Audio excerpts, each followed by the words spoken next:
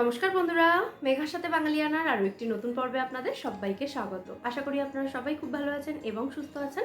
আমরাও সকলে খুব ভালো আছি। আজকের পর্বে আবারও একটা ওয়েট লস ডিনার রেসিপি আপনাদের সঙ্গে শেয়ার করছি। তবে এটা যে শুধু ডিনারেই খাওয়া যাবে সেরকমটা না, ব্রেকফাস্টেও খাওয়া যেতে পারে।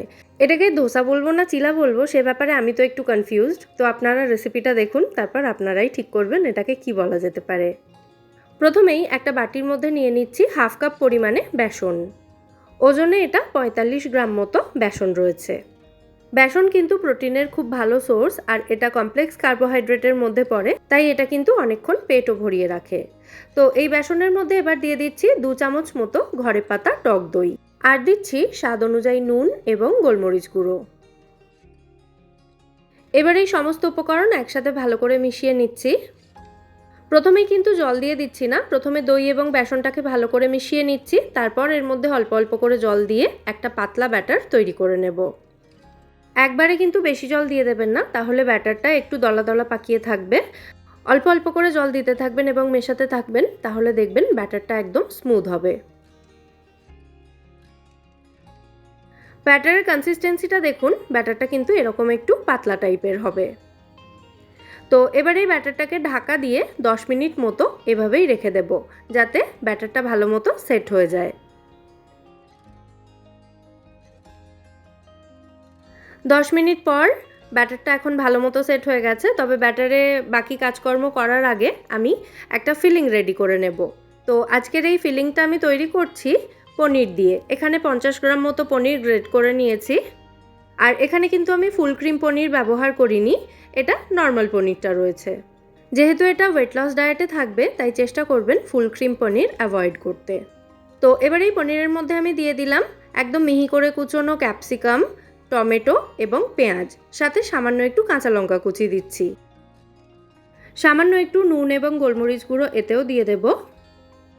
খুব সামান্য পরিমাণে একটু মিষ্টি দিয়ে দিচ্ছি, যাতে এই পুরটা একটু চটপাটা হয়, মানে ঝালও থাকলো মিষ্টিও থাকলো, আর একটু টকও দিয়ে দেব। তার আগে একটু ভাজা জিরের গুঁড়ো দিয়ে দিলাম, মানে শুকনো খোলায় ভেজে নেওয়া জিরের গুঁড়ো এটা। আর দিয়ে দিচ্ছি একটু পাতিলেবুর রস। আশা করছি বুঝতেই পারছেন এই পুরটা কতটা চটপাটা হবে। তো এবার সমস্ত উপকরণ খুব ভালো করে মিশিয়ে নিলেই কিন্তু পুরটা রেডি হয়ে যাবে। তো পুরটাকে রেডি করে এটাকে সাইডে সরিয়ে রাখলাম, আর এবার এদিকে নিয়ে চলে আসছি বেসনের ব্যাটারটাকে। ব্যাটারটা একেবারে সেট হয়ে গেছে ভালো মতো। তো এবার এর মধ্যে দিয়ে দেব আমি হাফ টিস্পুন মতো খাওয়ার সোডা বা বেকিং সোডা। আপনারা কিন্তু ইনো ফ্রুট সল্টও ব্যবহার করতে পারেন, হাফ চা চামচ মতো। বেকিং সোডা দেওয়ার পর এটাকে আবারও খুব ভালো করে নাড়াচাড়া করে মিশিয়ে নিলেই কিন্তু আমাদের ব্যাটার এখানে একেবারে রেডি হয়ে যাবে। বেকিং সোডাটা দেওয়ার পর টক দইয়ের সাথে রিয়্যাক্ট করে এর মধ্যে কিন্তু অনেক এয়ার বাবলস তৈরি হয়েছে, ব্যাটারটা একটু ফুলেও গেছে, আশা করি দেখে বুঝতেই পারছেন। আচ্ছা, এবার গ্যাসে একটা তাওয়া বসিয়ে তাওয়াটাকে খুব ভালো করে গরম করে নিয়ে তার মধ্যে জাস্ট কয়েক ফোঁটা মতো তেল দিয়েছি, আর একটা ব্রাশের সাহায্যে এই তেলটাকে পুরো তাওয়ার মধ্যে ছড়িয়ে দেব। আমি এখানে একটা পুরনো ননস্টিক তাওয়া ব্যবহার করছি। এই তাওয়াটা আমি স্পেশালি ডোসা বা চিলা এগুলো বানানোর জন্যই ইউজ করে থাকি। এরকম একটু পুরনো ননস্টিক তাওয়া ব্যবহার করলে কিন্তু ডোসা বা চিলাগুলো বেশ সুন্দর ক্রিস্পি বা মুচমুচে হয়, আর এতে ব্যাটারটা ছড়ানোও কিন্তু খুব ইজি হয়। বাড়িতে লোহার তাওয়া থাকলে আপনারা সেটাও কিন্তু এখানে ব্যবহার করতে পারেন। যাই হোক, এদিকে তেলটা তাওয়াতে ছড়িয়ে দেওয়ার পর তেলটাও খুব ভালো মতো গরম হয়ে গেছে। তো এবার আমি 1 হাতা মতো ব্যাটার এই তাওয়ার মধ্যে দিয়ে এভাবেই হাতা দিয়ে ডোসার মতো করে ছড়িয়ে দিচ্ছি। ব্যাটারটা পুরোপুরি ছড়িয়ে দেওয়া হয়ে গেলে গ্যাসের ফ্লেমটা একটু বাড়িয়ে দেব, তারপর মিডিয়াম টু হাই ফ্লেমে এটাকে 1.5 থেকে 2 মিনিট এভাবেই হতে দিতে হবে। দেখুন, গ্যাসের ফ্লেমটা আমি বাড়িয়ে দিলাম। আর 2 মিনিটের আগে কিন্তু এর মধ্যে হাত দেওয়া যাবে না, যেহেতু এটা বেসন দিয়ে তৈরি, তাই খুব সহজেই কিন্তু এটা ছিঁড়ে যেতে পারে। মানে স্পেশালি কাঁচা অবস্থায় এটাকে নাড়াঘাটা করতে গেলে এটা কিন্তু ছিঁড়ে যেতে পারে। তাই 2 মিনিট চুপচাপ দাঁড়িয়ে দাঁড়িয়ে এটাকে দেখবেন। তারপর দেখবেন যখন হালকা ব্রাউন কালার ধরতে শুরু করেছে নিচের দিকটাতে, তখন এটাকে আস্তে আস্তে সাইডগুলো একটু ছাড়িয়ে নিতে হবে। আর ভালো মতো ভাজা হয়ে গেলে এটা কিন্তু আপনা আপনি সাইডটা ছাড়তে শুরু করবে। ওই যে দেখলেন একটা সাইডে আমি একটু ছাড়ানোর চেষ্টা করলাম, তো একটুখানি উঠে আসলো। তো এইভাবে বাকি সাইডগুলো আগে দেখে নিচ্ছি। ব্রাশে যেটুকু তেল লেগেছিল ওপর থেকে একটু বুলিয়ে দিচ্ছি, তাতে এটা আরও সহজে ছেড়ে আসবে, মানে উঠে আসবে তাওয়া থেকে। যদিও ব্রাশে খুব একটা বেশি তেল লেগে নেই, তাও একটু ওইভাবেই বুলিয়ে দিচ্ছি। আর বুলাতে গিয়ে দেখুন সাইড থেকে একটু খাবলেও নিয়ে এসেছি। কি আর করা যাবে, দুর্ঘটনা ঘটতেই পারে। এইভাবে আস্তে আস্তে দেখুন পুরো ডোসাটাই কিন্তু উঠে এসেছে তাওয়া থেকে। তো এবার এটাকে উল্টে দিচ্ছি। আপনারা চাইলে ডোসার মতো একটা সাইড থেকেও এটাকে ফ্রাই করে নিতে পারেন, তবে আমি দুটো সাইড থেকে এটাকে ফ্রাই করলাম, তাতে এটা বেশি মুচমুচে হবে। তো দুপিঠ থেকে এটা ভালো মতো ভাজা হয়ে গেছে। এরপর এর মধ্যে আমি রেডি করে রাখা পুরটা বেশ খানিকটা পরিমাণে দিয়ে দেব। তারপর এটাকে ফোল্ড করে নেব। এই পুরটার মধ্যে যা যা উপকরণ ব্যবহার করা হয়েছে সবই কিন্তু কাঁচা খাওয়া যায়, মানে স্যালাডে আমরা তো সমস্ত কিছুই খেয়ে থাকি, পেঁয়াজ, টমেটো, ক্যাপসিকাম এগুলো, আর পনিরটাও কাঁচা খাওয়া যেতেই পারে। সুতরাং পুরটা দেওয়ার পর এটাকে আর খুব বেশিক্ষণ রান্না না করলেও চলবে।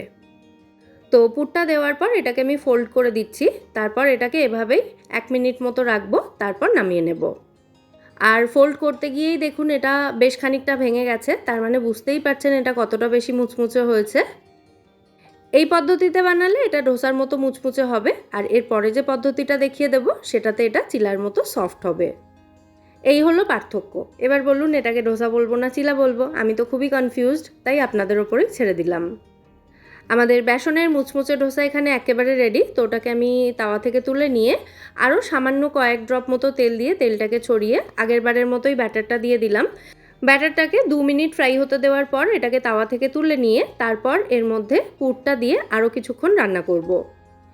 এই প্রসেসটায় এই যে ওপরের রুটির মতো অংশটা তৈরি হচ্ছে, এটা খুব বেশি ক্রিস্পি হবে না, এটা একটু সফট হবে, মানে যেরকম আমরা প্যানকেক বা চিলা খেয়ে থাকি সেরকম হবে এটা। তো পুরটা দিয়ে ভাঁজ করে একটা সাইড কিছুক্ষণ রান্না করে নেওয়ার পর এটাকে উল্টে দিয়েছি, আরও একটা সাইড ভালো করে ভেজে তারপর তুলে নিলাম। আমি এটার সাথে গ্রিন চাটনি সার্ভ করছি, কারণ এটা আমার বাড়িতে রেডিই ছিল, আর গ্রিন চাটনি দিয়ে এটা খেতে খুব ভালোও লাগে।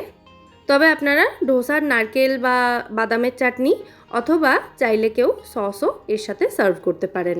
তো আজকে এই বেসনের ডোসা বা চিলার রেসিপিটা আপনাদের কেমন লাগলো সেটা কিন্তু কমেন্টে অবশ্যই আমায় জানাবেন। আর রেসিপিটা ভালো লেগে থাকলে ভিডিওটাকে বরাবরের মতো একটা লাইক এবং শেয়ার করে দেওয়ার অনুরোধ রইল। সাথে আমার চ্যানেল মেঘার সাথে বাঙালিয়ানাকে সাবস্ক্রাইব করে নেবেন যদি এখনও না করে থাকেন, অথবা আপনি যদি আমার চ্যানেলে নতুন দর্শক বন্ধু হয়ে থাকেন। তাহলে আজকের মতো এখানেই বিদায় নিচ্ছি। আবার দেখা হবে পরের পর্বে নতুন কোনো রেসিপির সাথে। সবাই সুস্থ থাকবেন, ভালো থাকবেন এবং সবাইকে খুব ভালো রাখবেন। নমস্কার।